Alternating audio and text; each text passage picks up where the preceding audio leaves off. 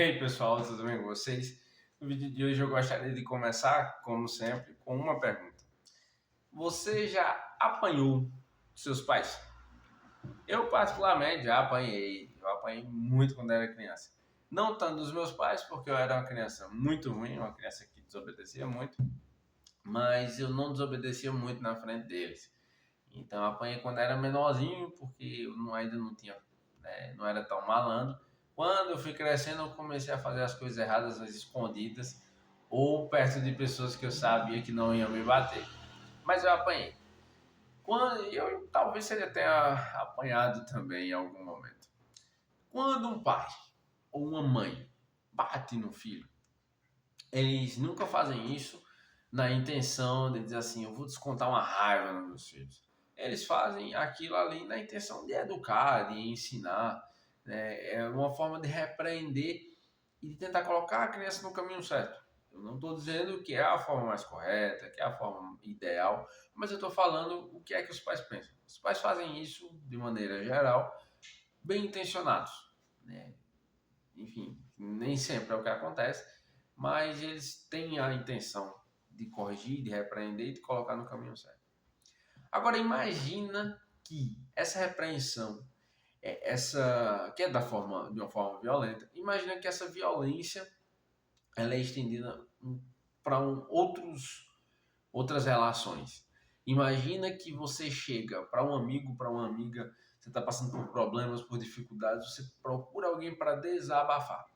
E quando você chega para aquele amigo, para aquela amiga, diz assim, ó, eu tô com essa dificuldade, aquela, e o amigo lhe recebe com um cajado, um pedaço de madeira, um cabo de vassoura e bate em você.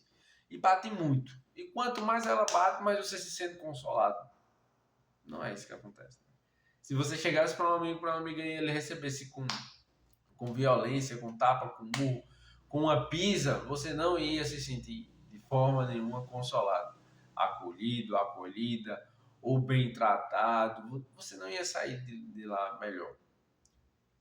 Só que imagina que é parecido o que Deus faz com a gente. Só que ele faz isso de uma maneira boa e que realmente nos consola. Que realmente traz aquilo ali uma paz que em outras pessoas, em outros seres humanos, não aconteceria. Se um amigo nos batesse, a gente não ia ficar feliz. Se nossos pais nos batessem, a gente não ia ficar feliz. Mas quando Deus nos repreende, nos corrige, a gente fica feliz. Quer entender como? Me acompanha. Lá no livro de Salmos, capítulo 23, no versículo 4, diz assim: ainda que eu ande pelo vale da sombra e da morte, não temerei mal nenhum, porque tu estás comigo. A tua vara e o teu cajado me consolam. Esse versículo, ele é longo e ele traz três momentos bem definidos. Primeiro, ainda que eu ande pelo vale da sombra e da morte. Ele está dizendo assim, ó, ainda que eu esteja no momento mais difícil, ainda que eu esteja passando pela maior provação, pela maior dificuldade, pelo maior problema da minha vida, ainda que eu não veja saídas, ainda que eu não veja esperança, ainda que pareça que tudo deu errado, que tudo desmoronou, que tudo foi por água abaixo, que não tem mais para onde eu ir, não temerei. Eu não vou ter medo. Eu não vou ficar preocupado com o que é que eu vou fazer. Porque tu, Deus, estás comigo. Porque o Senhor está do meu lado. Porque eu sei que Deus cuidou de mim até hoje e vai continuar cuidando. Porque eu sei que Deus preparou o caminho e que no final vai acontecer a vontade dele. É isso que o salmista começa falando. Que não importa a minha e a sua dificuldade, que não importa o meu e o seu problema, que não importa o que a gente esteja passando, Deus está com a gente não precisa ter medo. A gente não precisa ficar com angústia, a gente não sabe o dia de amanhã, não sabe o que vai acontecer, não sabe como aquilo vai se resolver, mas Deus sabe. Deixa eu te contar um segredo, Deus sabe de tudo. Deus ele sabe qual vai ser o fim do problema antes mesmo do problema começar. Capricho? E aí no final ele diz assim, o teu bordão e o teu cajado me consolam. Imagina, assim, a tua pisa me consola. Não é estranho? Imagina que o cajado ele era um objeto que os pastores utilizavam para defender os seus, para guiar o seu rebanho, mas também para defender o seu rebanho de um animal selvagem. E aí você estava lá com as suas ovelhinhas, com seus animais, e aí um animal selvagem, feroz, vinha tentar comer uma das suas ovelhinhas, e você ia para cima com seu cajado e batia no animal e entrava em guerra com aquele animal e defendia a ovelha daquele animal. Então, aquele objeto ele precisava ser pesado, ele precisava ser grande, ele precisava ser forte para poder parar aquela fera.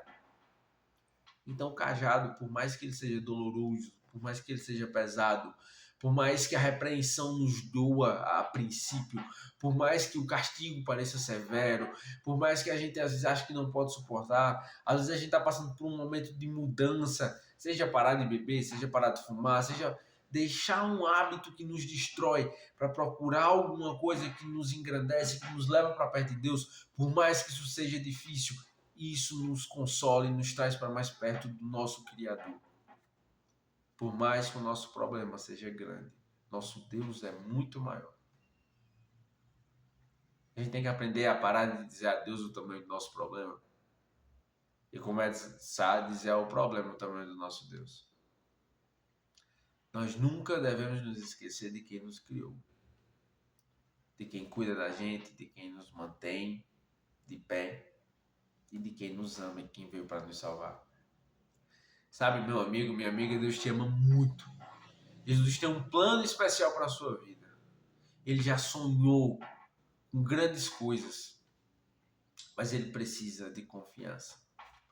Ele precisa que a gente se entregue a ele com a certeza de que nos momentos mais difíceis ele vai estar do nosso lado. Ele vai estar na nossa frente. Ele vai estar na nossa retaguarda. Ele vai estar do outro lado. Ele vai estar no nosso coração. E ele vai nos levar para um lugar tranquilo. E a gente está com ele. E que por mais que às vezes o que ele nos pede, ao nosso ver, seja difícil, é para o nosso bem e vai nos consolar. Que Deus possa estar mais presente cada dia mais na nossa vida. Que Ele te abençoe. Fique com Deus. E se gostou, não precisa nem falar, né? É o like, é a inscrição. Compartilhe com seus amigos. Que Deus te abençoe e até a próxima.